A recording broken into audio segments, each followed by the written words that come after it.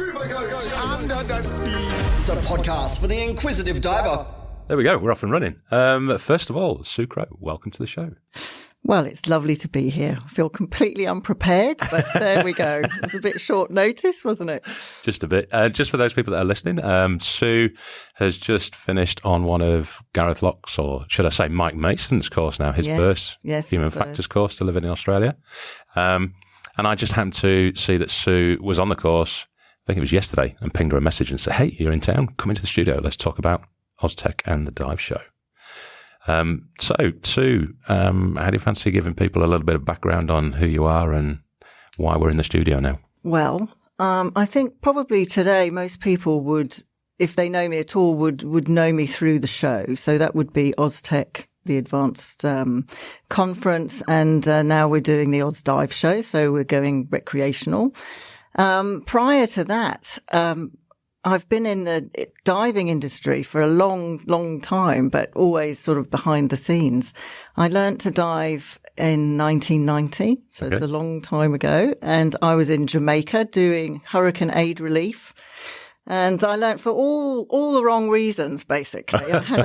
I had a boyfriend who was doing highline repair. Yeah. So we were all there helping out after a hurricane, obviously. And they worked 6 days a week. And when I got there on the 7th, they'd just learnt to dive.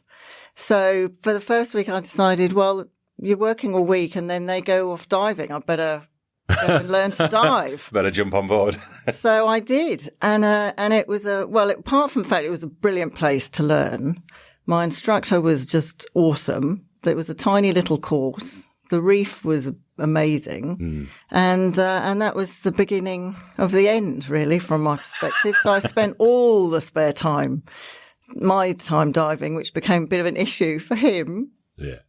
So it was very amusing. Anyway, and I was over there waiting for visas and bits and pieces to come back to Australia. So when I came back to Australia, I picked up the diving and decided I'd like to do more. So I became an instructor. I was working as a journalist by trade. And on the weekends, I worked down at ProDive in Coogee. Okay. Teaching, and did that for a long, long time. And then a girlfriend of mine sent me a little snippet and it said, Sue, there's the perfect job for you. And it was the editor of Scuba Diver magazine. Oh, okay. And I'd only ever been a journalist, like I was quite new.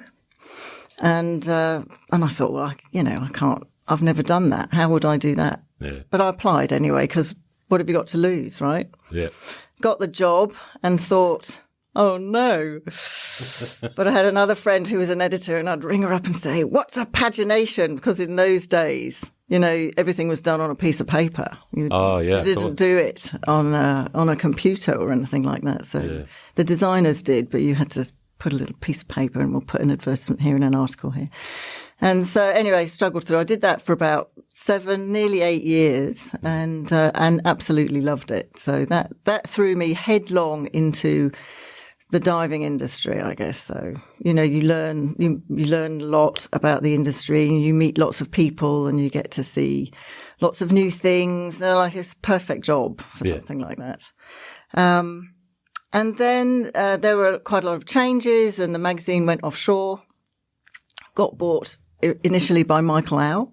Okay. So, and that went off and that is now still Scuba Diver, Asia Diver, and then Michael branched out to do. So they're all still got their fingers in the magazine pie. And I floated about for a bit and did a bit of marketing on my own. And then I was approached by Tabata Australia to go and work for them as a sort of general manager. Again, nothing that I had ever done before. But I think their logic was that I was fairly neutral. Whilst I knew a lot of people in the diving industry, I wasn't aligned in any shape, way or form. So it can be quite political. Yeah. And so, anyway, I gave it a shot, took it on board. It's a Japanese company. I had to put in my resume without telling anybody whether I was a male or a female, which was interesting. Okay. But anyway, I got that job and I worked then. Then I had to learn about the sort of distribution part of the industry. So then it was wholesale distribution, much more interaction with dive shops and how that all works. And we went through the emergence of online shopping, which was very painful for everybody. Yeah. And the changes through that. So, I've always it's quite an interesting journey in that I've seen lots of different sides of the diving industry. And then when that changed, I was really floating around, not really quite sure what I wanted to do. I'd been to every single Oztech. The first one I went to as a journalist with my little journalist hat on, thinking, this is going to be terrible. This is going to be all blokes in black neoprene, thumping their chests, technical rubbish. Yeah. And was completely and utterly blown away by the stories. I'm still not a technical diver in any, serious sense. So I just loved the stories and the things that people were doing. I didn't necessarily need to be at the bottom of that cave or tromping through the jungle to discover cenotes but the stories were completely captivating and the characters and just the energy and the effort that they put into the passion of what they were doing. I was smitten. So I think the first few I went as a journalist, and then I was an exhibitor with Tusa and Tabata and what have you. And, then I was asked to be an MC, which was nice. So I went in to be an MC. And then basically David decided to sell. Okay. And so it's quite taxing running it. I can imagine. It's a bit of a labour of love. Anything in the diving industry, people would understand that, I think. Yeah. And so I thought, well, I've been there. I know quite a lot of people. Strike who's going to give me a hand. I'm talking about David Strike, of course. And so I took it on and I've been doing it. And that was just after the 2013 event. And I've been running it ever since. Good. So yeah, here we are. COVID's been interesting, but so here about to embark on 2022 and we're off to Melbourne. So that will be very exciting. Well, I was on the course with Gareth actually on Friday, and the missus messaged me and she said she'd booked the hotel. We're good to go for Melbourne. Great. Where that one came right out of left field. It must have just been something that popped up in her mind when she was in the office or something. But it seems like it's getting uber busy because it's finals weekend down there as well, isn't it? It's the weekend before. Oh, is it? It's the finals weekend, thankfully. Okay. I think there is a rugby league something going on because somebody said to me, Sue, I just can't believe. And it's like, well, everybody, because of COVID, the dates were almost impossible to even, tie in. Yeah. Because everybody now wants to get back and be face to face. Yeah. The online space has been fantastic, and it's definitely, I think we've all grown, and I think that's a real positive out of COVID. But there's nothing quite like being with a whole pile of people who are as passionate and you haven't seen for a long time, and learning new stories or listening to someone directly face to face is great. And then the diving industry is so brilliant in so much as everybody's, I would say, fairly normal. There aren't too many people who are, Simon Mitchell, who is like a guru in the medical space or the research space. He'll come down and he'll chat, and all the speakers are like that. They're just only too happy to chat and get in there and answer questions and meet people, and it's pretty special. Yeah. I'm really looking forward to it. There's so many names that I recognise and good friends that I've not seen for years as well because of COVID. Yes, exactly. Really looking forward to it. Yeah. Because the first one I went to was 2018. Right. So I did the dive show, or went to the dive show when it's boat show time, which is effectively this weekend in 2018. And I was a little bit disappointed because it was quite small. And it was lost. That's the boat show one. Yeah. Yeah. It was kind of lost in the middle of the boat show. Yes, and then Oztech came along, I'm like, ooh, that's a big difference. It was much more, blow your trumpet here, but it was much more organised, and, it was all about the diving. It wasn't about boats and which shoes you need to be wearing on deck. And I think that's always going to be the problem. I mean, obviously they get more people at the boat show, and that's an appeal. And for some in the diving industry, that's probably works quite well. So if you're trying to attract a new diver, for example, maybe somebody who likes boats. But we used to have a show at the boat show for years, and it should be compatible. We should be completely compatible. Yeah. But actually we're not. No. I couldn't think of anything more further afield. When you look at Sydney Harbour or Darling Harbour, whatever it's called. Yeah. Where they park the boats up. Yeah. It's all people with a lot of money that want to go drink champagne and wear loafers. It's not someone who wants to get into a load of rubber, slap a tank on the back and dive into a cave of mud. No, there's lots of things you can say about diving, but being glamorous isn't one. Exactly. When you're on your white boat, and everybody's all very tanned and toned. Yes, to cover it all up with a bit of neoprene and then disappear off into the depths for a few hours doesn't quite work, does it? No. So, yeah.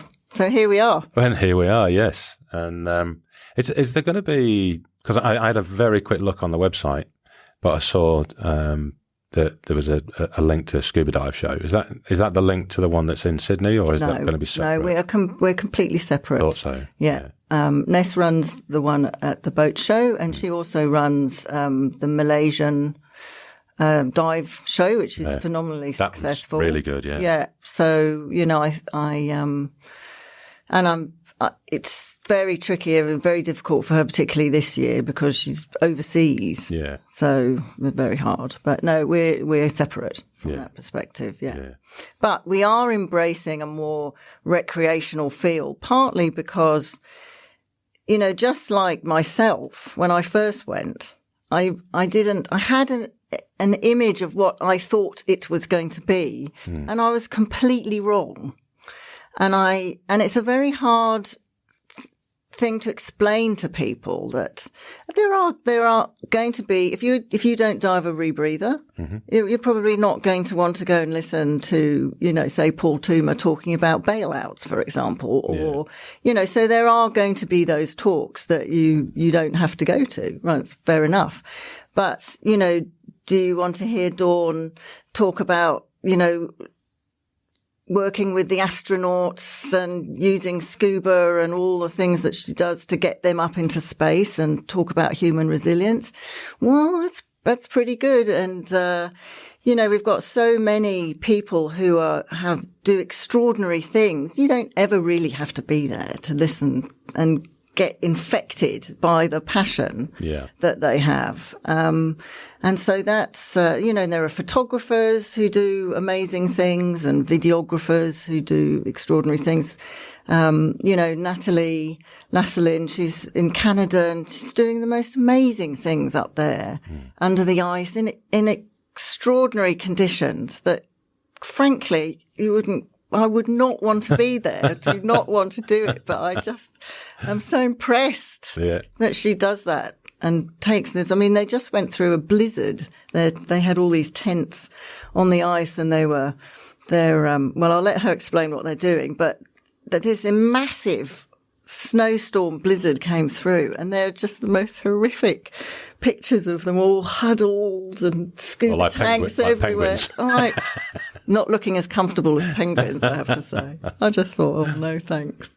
But great to hear. Yeah. It's a really good thing, but we are making it a bit more recreational. So there are a few of the talks that we're going to open up to people who just come to the show. And when I say the show, I'm talking about the Ozdive show, which is really the exhibition part of the show. And this is where you've got your travel and your training agencies and all the equipment, a lot of equipment. Yeah. And we have JDZ and Wayne who are doing a virtual cave. I don't know if you did that last time. No. So, it's hilarious. It's really clever. So it's virtual. You can go on a virtual cave. It's a local Mount Gambier Cave. Okay. And in 2019, you had to walk along a line. So it was like, so you had your thing on and you had your headset on and you can walk along and look at the cave as if you were. Anyway, JDZ tells me this year they've perfected it now. So you have to lie on a table and you can go through the cave like that. But I mean, it's a spectator sport if you're in it or if you're watching someone else do it. Yeah. You know, looking around with the virtual headsets and the kids love it. Yeah. It's so good. I watched Chris Haslam having a go at the one that you just explained where you're following the line by walking. Yeah. And just watching him go around that for 5 minutes was hilarious. Hilarious. Yeah. I wish I'd put it on camera, to be honest. That's right. It's not only that, but, so there'll be lots for everybody. We've got a lot of photography workshops. So we've got, several, very professional photographers. So Matty Smith. Yep. And, Matt Crummins, he's a local professional down there. Yep. Vanessa Torres Macho from Dive Centre. Yeah, I met her the other day. Yeah. She's doing free diving. She does a lot of free diving photography. And of course, Pete Mesley, we'll be talking. He's going to be talking about his recent experience where the boat disappeared under the water. Oh, yeah. Yep. So that will be very interesting because let's face it, how many of us have ever had that happen? Yeah. Which boat was that one? It was, I can't remember. It was just recently a boat that sank. Up near Newcastle. Up near Newcastle. No. This was in the Cocos Islands or somewhere. Oh. Really, and he had a big group with him, and they were all off for a trip of a lifetime, which it definitely turned out to be. Is that the one that had the fire on it? Yeah. And sank. And so, it was a fascinating. So he's going to be talking about that and the things that happened and the things that they learned and the things that he's taken away from that real life. And knowing Pete, it'll be very amusing whilst also very sobering. Yeah, I imagine. But the flip side of that is, of course, he's very well known for his wreck photography. Yeah. And a big part of any wreck photography is the lighting and how you get the lighting and how you do this. So he's doing a workshop on lighting and, to pick up tips and tricks from the pros that do this all the time is invaluable, really. And they're so generous with their advice. And Matty's doing, he specialises in over and under. Yeah. So we've all seen a lot of his photography. I need to catch up with him. I've never met him. I'll catch up with him at the show because I want to jump on one of his courses. Yeah. He's not far from here. No, he lives in the south coast. Yeah. He's just south of Sydney. Yeah. He's a UK photographer of the year currently. Yeah. Plus all the other mega awards that he's had. So he's going to do that. Matt loves black and white photography. Mm-hmm. So that's quite an interesting time. And sometimes that's from taking a colour photo and making it into black and white. Yeah. So he'll be talking about that. And those workshops will be available for someone who just comes to the show. Yeah. So that's like the general access. That's your general access. So in the general access, which is $45 to come in, you can do all your photography, all your workshops. We'll have all our competition just finished. Mm-hmm. So now we'll go through the judging process. We'll print all the winners and they'll all be on show. Plus, there's a couple of girls who have commenced Liquid Lens, which is essentially it's a more of a support group I won't say support group, that sounds tragic, but it's a space for essentially women, because a lot of women photographers, we're not always quite as forthright as we might like to be. So it's a bit of a safe space. And they had also started a competition. So the winners of their competition will also be up on the wall to encourage people to get into photography and give it a go and not be, put off by, perceived that they might not be good enough or something. Yeah, it's all very. I think that's one of the big things though with photography. It doesn't matter whether you're male or female, but you start taking good photos and there's still that apprehension to put into a competition because you look at the stuff and go, holy crap, that stuff is just next level. Yeah, that's right. Well, you say that, but you kind of have to start, don't you? And I think one of the changes that we made, it always used to be an open, so people from everywhere could enter. But what we found, or what I found, was that we had the same brilliant photographers from not in Australia necessarily, who won all the time. Yeah. So I thought, well, we're not really, it's not that I don't want to encourage anyone else. I'm all up for everybody doing everything, but hey, we are in Australia and New Zealand. So we've made it now predominantly, there's only one category that's open. Good. And everything else is for Australia and New Zealand. Yeah. And that brought a whole load of new photographers. And that was really gratifying to see that. Yeah. It'll be interesting this year because, of course, we've had 2 years of people not really being able to move around much. So I think that will be quite interesting to see what comes out. It'll affect it to a degree. But from the ones that I've seen so far, I'm pretty excited to get them up there. Yeah. I think it's actually an advantage because the local divers, because you've been restricted to diving locally, you've just got better and better and better at the particular shots you're looking at and knowing your environment. And I think that's a key part of taking a good photo is knowing your environment. Yeah, absolutely. I'm just thinking of like this Sydney Viz Facebook group here. There's like over 6,500 people in it now. And I've got a little group for snapping shots of sea slugs, nudibranchs. Yeah. And the shots that are coming in are just insanely good. And it's all people that, wouldn't necessarily put up a photo 2 years ago, and now they're winning competitions. I know, it's so good. Yeah. I really, enjoy that. And this year I put in a creative category. Okay. Because, you do use Photoshop a lot more. People using Photoshop a lot more, and there's nowhere to put some of this.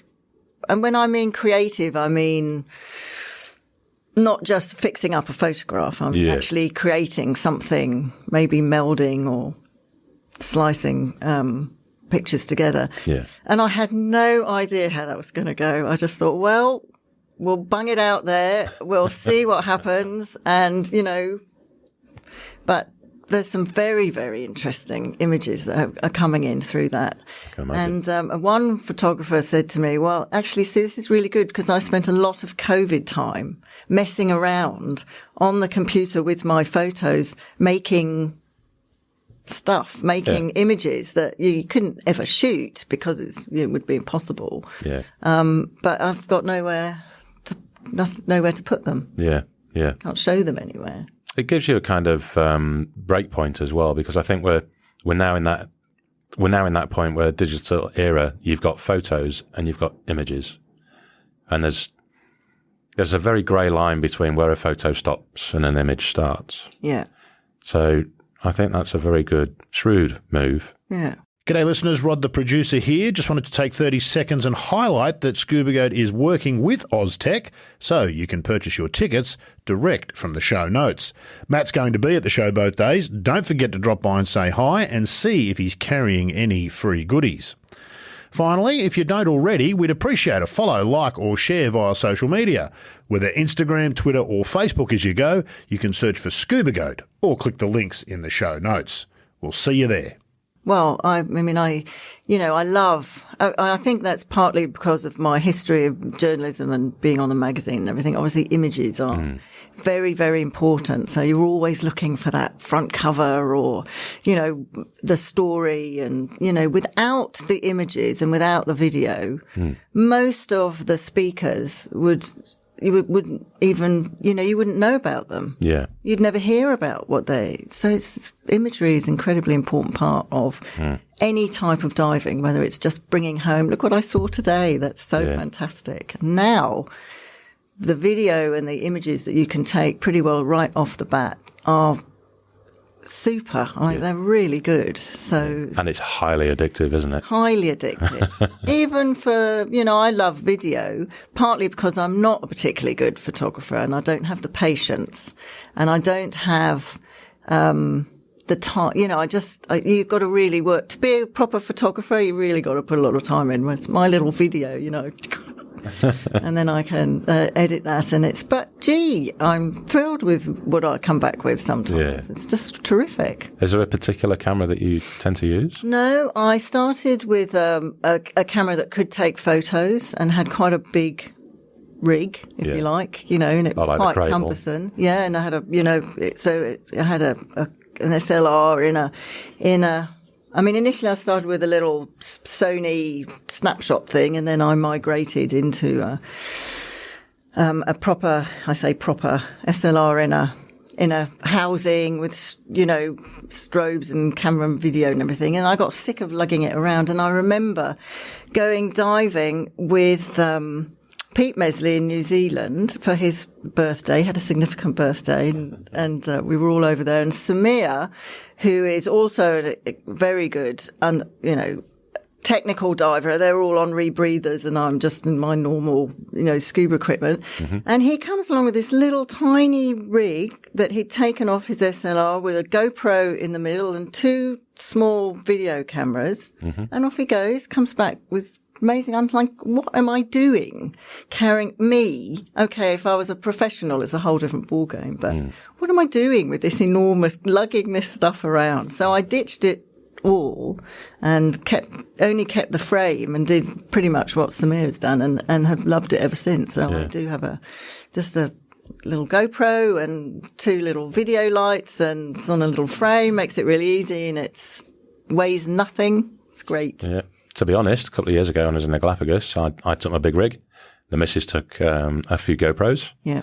And about 4 or 5 dives into it, definitely by the time we got up to Darwin's Arch, I ditched my rig and just used one of the GoPros. It was just so much easier, and the stability now I think it was the GoPro 7 we had, so the auto stabilization had just been brought in. Yes. So it just made everything really simple, especially for strong currents. Yeah, it is. And you can see now. I think my original GoPro, you couldn't see what you were doing. Yeah, just point and shoot. I can't do that. Yeah. That just makes no sense to me. Yeah.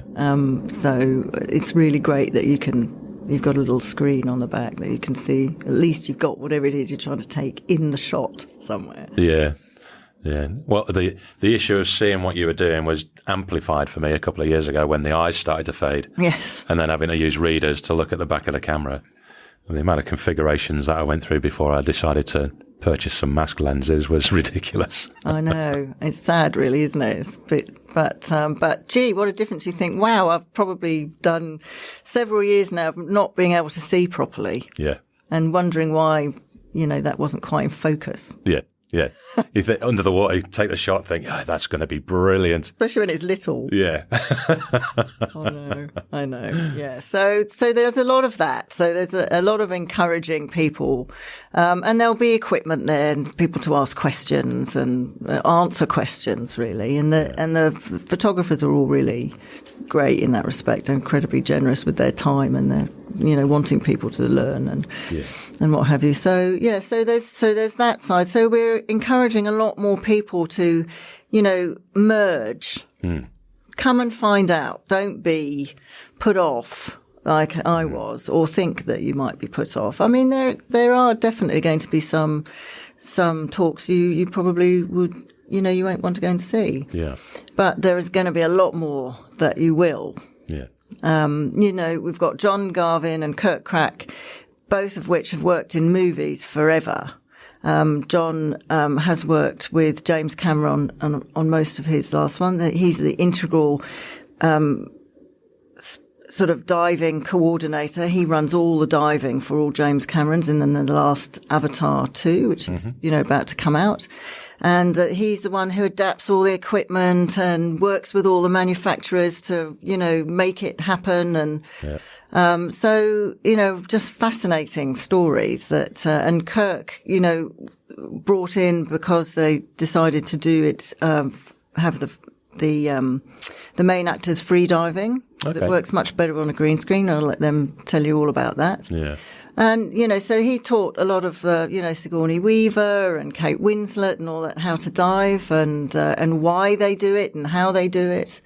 And they use a lot of nitrox and, mixed gas. So there's loads of sort of interesting parts. It doesn't really matter whether you're not a diver, or you've just started to dive, or you're interested in how they do it from a technical perspective using the gases that they do. Yeah. There's something in that for everybody. So that's what we're hoping to do, is really just get people enthusiastic and open. It's amazing how, we've got JP Imbert, who is essentially a commercial diver, but obsessed with algorithms to try and make it safer. But he does a lot of work in the tunneling space, where they tunnel under, water and, at depth, essentially, to create roads and what have you. And, of course, a lot of the workers then are at depth. So they're using mixed gas now, and they flood the tunnels with mixed gas to keep everybody safer. Really? And we're never going to do that.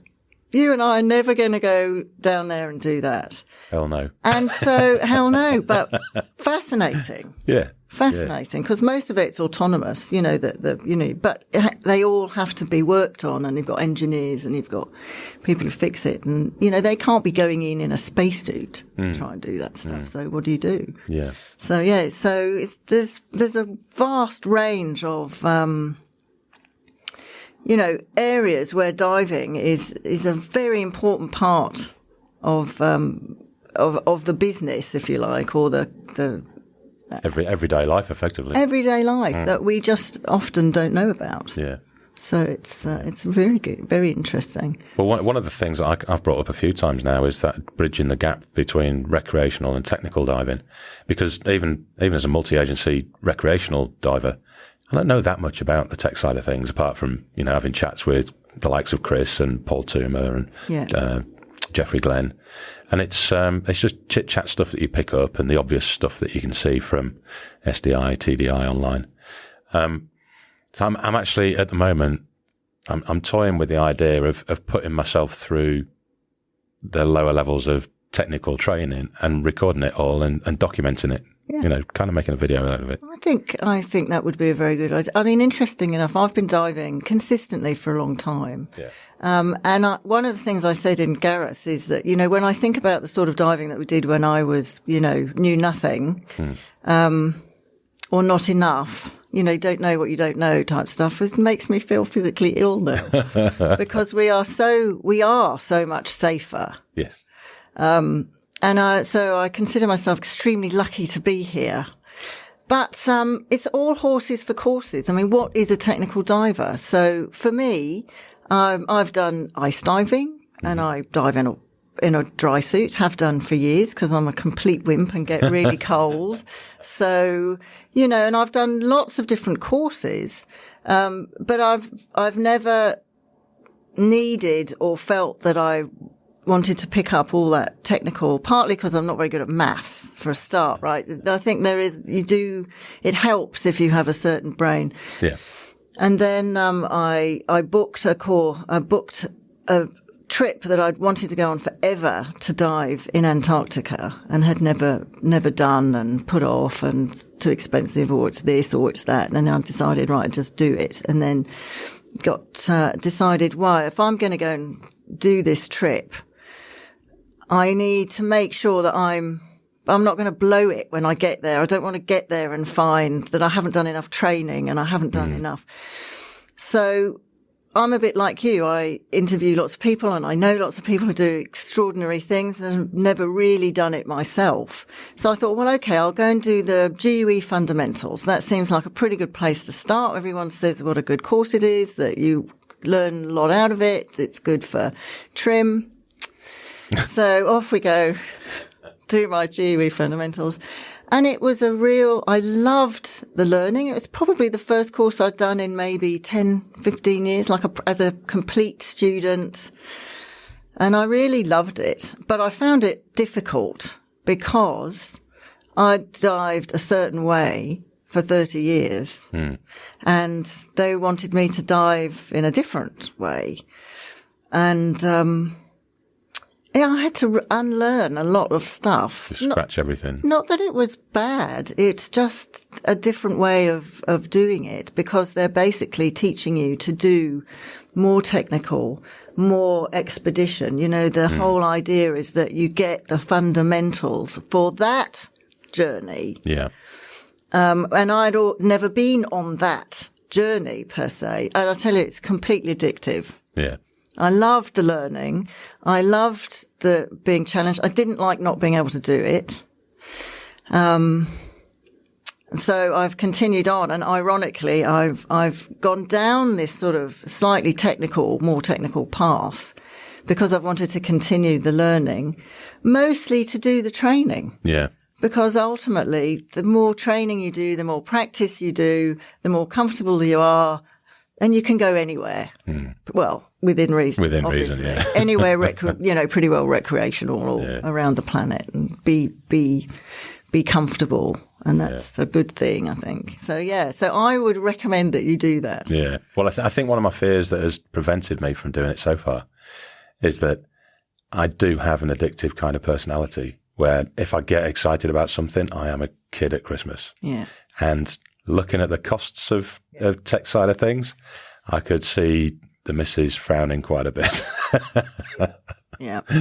And it's, I completely understand. Like I have a real draw to rebreathers, but I'm not sure you have to do what the sort of diving that you do. And the reality is the majority of my diving doesn't really warrant having a rebreather. And there are big patches where I don't go diving, like, in the lead up to Oztech.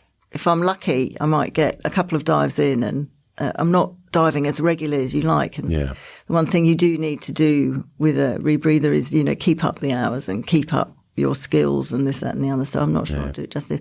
Although I still haven't exactly written off a recreational rebreather. Yeah. Because that's much simpler, of course. Yeah. So there's lots of, and then would that make me a technical diver if I had a recreational rebreather, i.e. you only fill it with nitrox and. Yeah. I mean, years ago, nitrox was fully technical. It was, yeah. And now it's everyday gas. So we're already merging. So I'm a side mount diver. Is that recreational or is it technical? I'd say that's technical, yeah. But then most people look at it and go, it's just two tanks, one either side. It's not, like you say, a rebreather or... But it's a different way. It's not the single tank on the back. Yeah. If you dive in twins, is that technical? So, right. Yeah. So now I do dive in twins, although I really that must be fun carrying them down to the dock. It's not. And as I'm, not a spring chicken anymore, I do think sometimes, okay, well, if I'm going to, I'll be in smaller cylinders. I'm not going to be lugging those things around it because that makes it not fun. Yeah. And I don't want it to be not fun. I just want to be able to have a bit more time, do slightly deeper dives, and see the things that I, safely. Yeah. It's about safety, actually, because it's not that I haven't been down there. It's just that I don't think I ever really did it safely when I was younger. Yeah. And I think a lot of older divers would agree. Yeah, I've come across a lot of old and bold. This is how we've always done it kind of thing. Yeah, no, I'm not an older, well, I'm old, but I'm not, I like to be safe. Yeah. I'd like to think that I've learnt something over the years. And you'd hope so, wouldn't you? You'd think, that's exactly it. Yeah, and that's what Oztech's about. Yeah. Oztech and the Ozdive show is about learning what's out there. It's about poking your toe in to see, listen to the story, see if it's going to be interesting for you. Even crossing it off the list, I don't think we ever cross anything off completely. But it's just fascinating looking at all the different types of diving that people are doing out there. So, well, I think the thing with a show is that you get the opinion of so many people. Yeah. When you go on a liverboard and there's someone there that's a technical diver, and you've only got that one person's opinion on a particular type of equipment or style of diving. At the dive show, you can talk to as many people as you want, and people that are there because they want to talk about their experiences and. Yeah. Their advice on the different styles of equipment and styles of diving that they're doing. And I think most people today are, and the shops and the training agencies are way more open. They're not, in a lot of ways, we'd quite like to get rid of the word technical. Yeah. And just stick to maybe advanced. Because, you're a side mount, so theoretically you're a technical diver. Yeah. And I don't know, I dive twins now, not always, but if I want to practice and I'm off to do something a bit deeper and I want to take more gas with me. As Paul Toomer says, no one ever dies of not having enough gas. Yeah. So you might as well take it with you if you can. Does that make me a technical diver? I don't know. Probably more, a little bit more. But I would say learning to adapt, learning new skills, learning to work with different people, to adapt is really, that's fun. Yeah, yeah. And there's huge advantages as well. I mean, that you can look at the differences of recreational to tech by, extending that depth or extending that reach into caves and caverns, extending that bottom time. But then there's the stuff that makes it even greyer is, as a photographer, do you want to spend 3 hours at 15, 20 meters? In which case you need to be looking at the rebreather kind of thing to get close to whatever you want to photograph and stay there for the duration. Or, you might not even want to be a photographer. You might just want to go down there and be with animals. Yeah.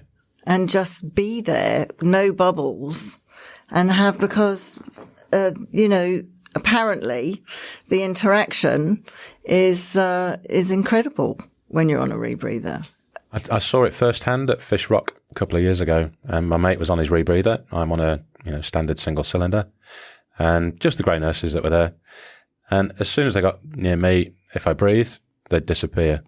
Barney's just swimming around doing his own thing, and it's as though he wasn't there. Yeah. They were oblivious to him being there. Yeah, it's incredible.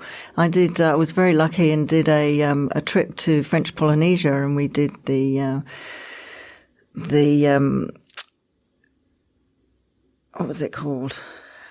We were down at Fakarava, and you've got the sort of cabbage tree gropers, and they have this huge. They do the mating ritual. Yeah, kind of thing, the mating ritual, which has a word which I've forgotten.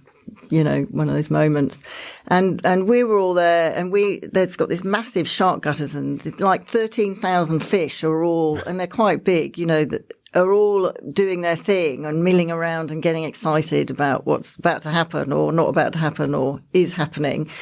And of course, it brings in about 700 sharks. So it's full on, like there's action everywhere. And because we had bubbles, we were only allowed to sit at the top of this sort of shark gutter, if you like, this big shark gutter, which was pretty good. I'm not complaining. It was brilliant.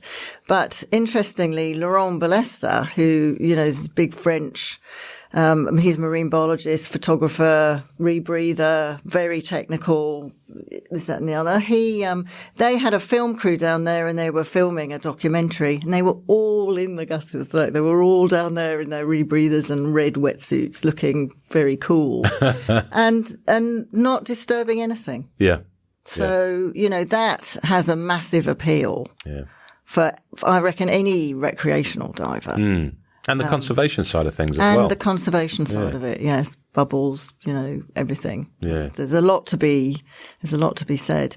In fact, we're having a panel on, the panel is more about whether rebreathers are going to overtake deep, technical, open circuit diving, because, and I don't, I've got my own opinion, but we'll let the experts do a panel. It'll be very interesting. Yeah. Who's on the panel then? The panel will be, there'll be, Michael Menduna is facilitating it. There'll be Paul Toomer, Richard Taylor, who's a big advocate for definitely not. Yeah. And I'm not quite sure who, it might be Simon Mitchell or, so basically there are pros and cons, of course, as there are to everything. And it's a bit like the other discussion with Bill Stone that they're going to have is, are robots going to overtake exploration? Because how far can humans actually go? That will be a fascinating one. But, maybe at the very top end, but it will never stop people exploring or trying, or I don't think people. I think it's in our nature to. We're too curious a creature not to. Yeah. I think it's. Yeah. I know everyone's living their life through a 6x3 inch screen nowadays, but there's a lot to be said for seeing things with your own eyes. Oh yeah, it can't be. Yeah. There's nothing like it. I've had moments where my camera's gone tits up underwater, and that initial couple of minutes of being gutted is overtaken very quickly by the reality of where you are. Yeah. And sometimes you lose that. Yeah, sometimes it's nice not to have one. Yeah. Yeah. Definitely.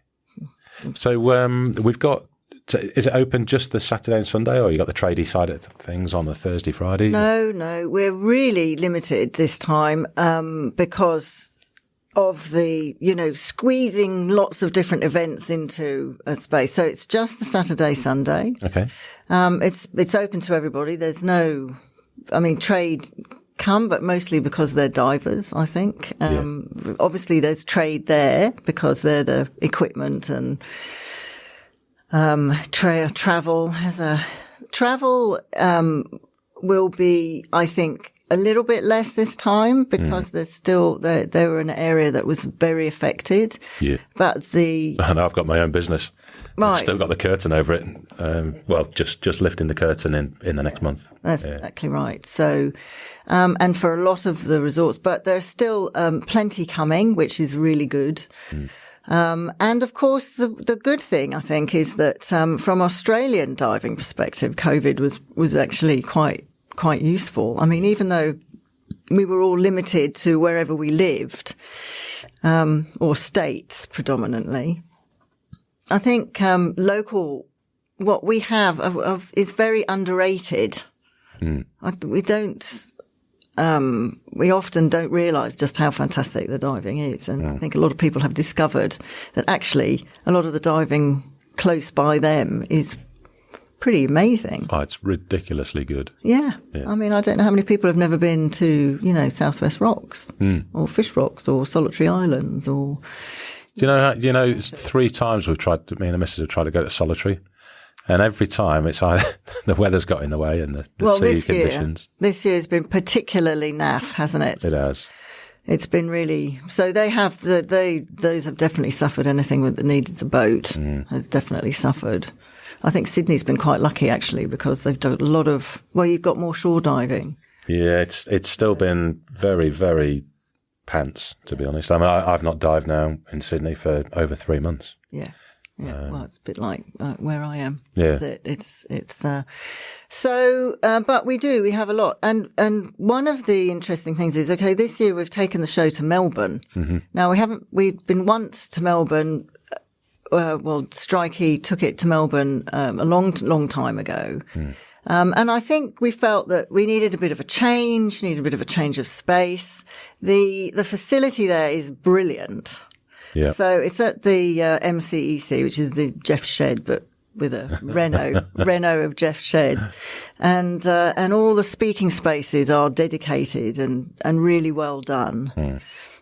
We were in the ICC. I think we'll get there, but they don't facilitate our type of show. It's all very well if you're a massive corporate.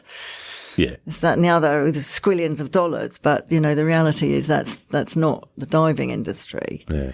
And so in 2019, we actually had to physically build the theatres where we wanted the theatres to be on the floor because we wanted everybody to be in amongst everything. Whereas Melbourne's much more organised. So they have already built a theatre inside an exhibition hall, a proper theatre. Awesome. Which will be our sort of the main theatre. And then they have all these other speaking spaces which are dedicated, much more comfortable. In 2019, I don't know if you went, but everybody had to wear headsets. No, I've not been to a show since 2018, actually. Yeah. So, and it was good. It worked, but it's nicer not to have to wear one. Yeah. If you don't. So how many speakers are there in total then? I think we've got about 44. Wow. So there's a lot of speakers, and this is why I'd say don't not come because you think it's going to be all rebreather and super deep tech and oh my god, it's not. And go and have a look at who's coming and what the speaker topics will be up shortly, and we're wrestling with the schedule at the moment because obviously you want to be able to try and put different talks not back to back or next door to each other so that somebody who wants to go and see, ice diving over here and it doesn't haven't got two at the same time. Yeah, you don't want to be kind of having to make that choice over which one. And that has been a big complaint about Oztech over the years, is that you can't be in more than one place at once. And so you do have to pick it. But this year, that will be different, because whilst you will still have to do that if you physically come, we are filming all the speakers. And so all of the talks from Oztech conference will be available afterwards. So it means that if you've splashed out on a conference ticket and you can still only see a third of the speakers because it's physically impossible not to be there, you can, included in that ticket is your on-demand run, and it's being professionally run. So you're going to have several months after that to catch up on all the other speakers. So it'll be a proper broadcast. Really, it's a really lovely platform, which we're about to announce. So you're the first one to officially hear that. Whoop, whoop. Whoop. Yeah, yes. Well, we'll put that out there. Yeah, so that is very exciting. So you're not going to be like, you can see everything. Yeah, yeah. And of course, I did notice that there's a little after party as well at the end of the show. Yes. Well, traditionally, we've had this very sort of, I wouldn't say posh because we're the diving industry, but a gala dinner, with the awards and everything, and the awards are coming up. And we do some awards for people who are doing extraordinary things, and that's good. But I wanted to bear in mind that people have had a tough time, particularly in Melbourne. They've had a bit of a tough time. And, a traditional gala awards, meat or fish or whatever, is expensive. Yeah. Very expensive. And so I thought, I just don't want to do that. I want to do something that's a bit more cash, a bit more fun. So we've got the decompression party. We're taking over the Melbourne Public, which is this divine, big, converted sort of woolshed type cross pub thing. Yeah. Which is right next door to the actual conference centre. So, and all the hotels. Yeah. So from a stagger perspective, that's really good. We've always previously been kicked out of a formal gala dinner at sort of 10 or 11 and had to find somewhere else to party on. Yeah. Whereas this one, we can get in at 6 and get out at 1, which I think will probably be enough. That's not too far, people. Actually, from the casino if people want to go. No, next door. It's next door to the casino, pretty much. So if people really need to move on, the casino's open 24 hours. And so that will be great because it'll be, we can get a lot more people in it. It's a lot less expensive. The early people will get what we call the full table. So that will be, booze and food and the awards presentation. And then if you're busy or you don't want to do that, you can come later and join us after 8:30 and get 3 drinks included and buy your own food if they're going to keep the kitchens open and what have you. Yeah. But we have our own rock band called the Oztechs, and they are all divers. So John Garvin, who's a professional musician, apart from doing all his film work, is our lead singer and lead guitar player. Michael Menduno is a professional bass player. Samir does the drums. And then we have a sort of a collection of other divers who all play music, and they're busy practicing away. So it's great fun. You do know that Paul Toomer used to be in a band as well, don't you? Yes, I'm sure he'll get up and have a swing. I have no doubt. And I'm hearing all this. We're going to be in a pub having some food. Yeah. There's no real dress code, so he can put his Doc Martens on, and there's live band. Yeah, I know. Heaven. Yeah. Yeah, it'll be, I'm actually really excited about that. I always just get a bit stressed out about the gala dinner because, and this I think is more in tune with us.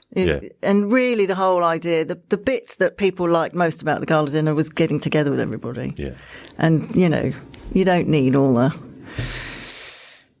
gubbins that go with it, I don't think. No. I'm the first one to put my hand in the air, especially if there's a beer involved or a whiskey. I'm super keen on that. Yeah, so that will be really good. And that's on the Sunday night. Mm-hmm. Now, for Victorians, it's not a public holiday. Okay. but it is for us. Yes. So for anyone heading into Melbourne, you've got the Monday to go and do something else and recover from our decompression party, and make a weekend of it. Yeah. So I think it'll work well. Yeah. I think we're going down for a good few days. I think we fly down on a Thursday evening and stay through to the Tuesday morning. And we've had brilliant buy-in from the local shops. I bet. Yeah. Really been fantastic. There are a lot of the local stores are going to be there. Mm-hmm. The charter operators there have all brought out specials if somebody wants to come into Melbourne and sample a bit of Melbourne diving. So that's worth looking out for on the website. So keep your eyes peeled for that, because Melbourne has brilliant diving. Yeah. It's got everything. It's got, it's a bit, so it's got the whole gamut, and it's very underrated. It is temperate, so that's probably why. Well, I learned very quickly when I come into this country that Melbourne can get 4 seasons in one day. Indeed. Literally. Yeah. That's right. And, but ironically underwater it's reflected. So you've got all the corals and, some really super, reefs and ledges and what have you, and seals and all of that. But you've also got a lot of wrecks. You've got all the submarines. They've got, is it Canberra? HMAS Canberra, I think. Not too over. Not sure. Anyway, they've got one of the big, ships. Yeah. As well as a whole load of other wrecks and everything. Yeah. Yeah, that's right. There's a lot of archaeology. So we've got... Matty Carter's from down that way, isn't he? Yeah, Matt's down there. So he'll be talking about his latest projects, and he tells me he's got a big announcement that's going to blow us all away. So I can't even tell you what that is, but that will be good. But we've also got 2 scientists from the Maritime Museum here, so Kieran Hosty and James Hunter, who were integral in the discovery of the Endeavour over in America. And there's a bit of contention around that. Do you remember that? And they'll tell us all about how that was discovered, because that's significant from an Australian perspective. Yeah. But also there's a bit of interesting manoeuvring politically around that, which they'll, tell us all about, no doubt. Yeah. So that's very interesting. So there's a lot of very interesting topics. There's something for everybody, really. Yeah. Then on the display side of things, how many people are turning out and having booths, as it were? I know Gareth and Mike have got a booth. Yeah, Gareth and Mike have got a booth. It's, as I said, there's a great turnout from Melbourne. We've got a lot of equipment there from sort of AUP, so Tusa, Tabata range of things, Halcyon, Santee, a lot of dry suits. Of course, it's, dry suit is for Melbourneites would be, well, I can't imagine not having one, frankly, if you were a regular diver in Melbourne. And I'm sure there are still some very tough people who get in their 10 mil wetsuits and go off. Yeah. So there's a lot of that. We've got jewellery, we've got apparel, Fourth Element. There's a whole range. Probably not everybody will be there, but that's just how it works sometimes. Yeah. It's going to be good. It's the first proper gathering, isn't it? Yeah. After 2.5 years now? Yeah, 2.5 years. So the last proper gathering really was probably Oztech in 2019, I would say. So we're all really looking forward to it.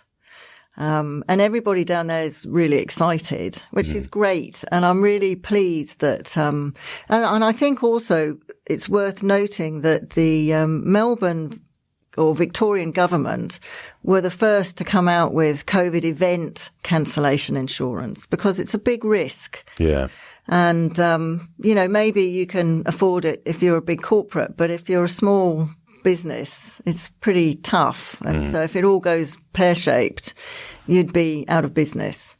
But the Victorian government recognised that, and so they brought out specific COVID event cancellation insurance, so that if something happened, everybody gets their money back. Yeah, yeah. And that's important, because I don't know about you, but I've got a lot of money floating around in various credits and flight credits and bits and pieces. Yeah. So it's good to know that it actually will come back to you. Yeah, and that's why I closed down Nomadic Scuba as soon as all the lockdown started. People wanting to book, and I flatly refused. I said, no, we're not doing anything until we know the reality of what's going on. And I'm glad we did that. Yeah, I think we were very wise. It's a little bit detrimental to the growth of the business, but hey ho. Yeah. We just start again. Yeah. But no one's losing money. That's the main thing. Yeah. It's very important. And it's good if because if you're coming from New South Wales, you've got to get to Melbourne and you've got to stay somewhere. And we do have some deals on the website. But Melbourne itself is, let's face it, a bit more exciting than Sydney at the moment. Yeah. I've really enjoyed going down there and working out, where everything's being, and their nightlife is much more vibrant than ours, and they've got great food and pubs all over the place and little laneways. I just love coffee. It. The coffee. Oh. It's just fantastic. So the whole atmosphere is really, it's just alive at the moment. It's set up for socialising, isn't it? It sets up for just having a great time with people. It's very pretty, Melbourne, we're on the river. Yep. You can pretty well walk anywhere. So it's great. I'm really looking forward to it because everyone said, oh, Melbourne. It's like, well, they've come to the party. Yeah. We're all here. They've all been coming up to Sydney all these years. So yeah. Why not Time for a change. Time for a change. That's it. Good call. Good call. I think it's good. Yeah. And people can book tickets online, obviously. Tickets can be booked online. Yep. No problem at all. Okay. If you can come and buy a ticket. And also we'll have single speaker tickets. So if you're not sure you want to buy a conference ticket. Yeah. Then you can come in and pay $45. And if there's that one speaker or two speakers you really want to do, then you can buy a single speaker ticket and just go and see that one. And then it would be, but I reckon that if you did that, you'd come straight back out and buy a day pass or whatever. We're taking a plunge. Yeah. We're just doing both days and the after party. Yeah. Do the job lot. You won't be disappointed. Yeah. Well, we'll put a link in the show notes as well, so that you can direct people straight to purchasing tickets. Get your tickets now. Yes. What we haven't mentioned is the fact that Oztech actually has its own podcast, doesn't it? Oh yes, we do. So this started when we decided that we were going to do on demand. And in 2019, whilst we didn't film everything because there just wasn't the budget, we weren't quite there. The platforms weren't there yet, not good ones anyway. But we did take all the audio from the speakers. And so we've created this podcast that now plays back some of the talks that we've had in 2019. Now, bearing in mind that it's surprising how well they translate, considering that they're actually given on a stage with pictures. So you're hearing the audio, but you obviously can't see the pictures apart from the few bits and bobs that I put in to the, the information or what have you. Yeah. And we can give you lines to go off and this, that and the other, but they've been really good. And I've really enjoyed listening back to them. Like I think the latest one was Paul Toomer, and he did, and he's so, such a straight shooter. Yeah.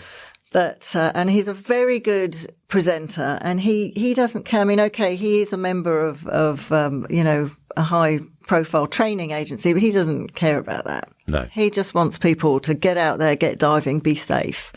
And that's one thing that I really admire about him. He's always first in to say, we'll give it a go.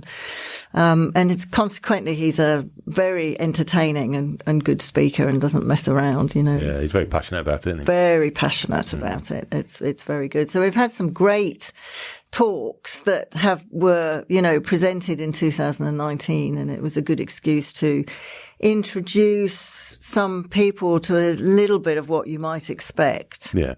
Well, you can put it out there if on your podcast if you want anyone that's going down to present this year, they're more than welcome to hit me up and come on here as well. I will, and I will. It'll only cost them $1,000 a minute. I don't charge much.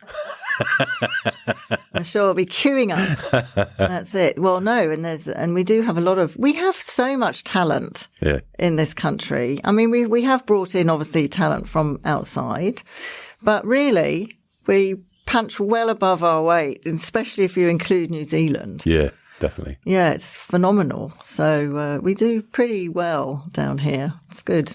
And it's nice to know that actually Oztech is very well thought of in other countries as well. So hopefully with the being able to actually see it all now on demand, we'll get a lot more international interest in the Australian diving industry because they'll be able to just see what we do have here.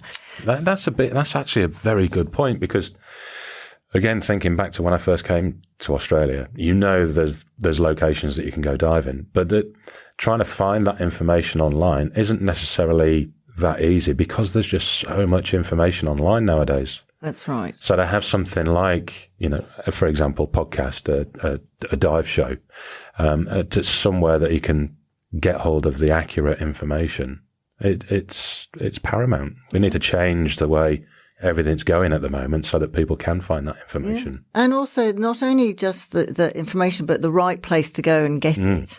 Yeah. And go to the right people. Yeah. So yeah, it's pretty exciting. And it's a bit daunting, the whole online thing because you think, well, but I think from an international perspective, they haven't had a show since way before. So for all of the people internationally who are interested, they'll be tuning in, I have no doubt. And so it's a pretty good opportunity for us to flog Australia and Melbourne and everything else so that with a bit of luck, they'll all come and do some diving down here.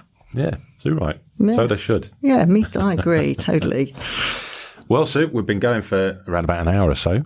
I better round it up or wrap it up and let you hot-foot it back up home. Is there anything that we've not covered that you'd like to cover before we close down? I don't think so. We're going to be asking people to vote on a T-shirt design. We've had a T-shirt design competition, so we need everybody to have a look at that. And we will be putting out nominations for awards, so keep your eyes peeled on that. But otherwise, keep watching the websites and book those tickets. Get your tickets. Let's have a sellout. Yes. Give me all those details. I'll put them in the show notes as well. Lovely. Happy days. Perfect. Thank you so much for dropping by. Oh, well, thank you for having me. It's been a delight. And we'll have several beers in October. Yes, several. Sounds good. Thanks for listening, folks. Bye for now. Bye. This is Scuba Goat Under the Sea, the podcast for the inquisitive diver.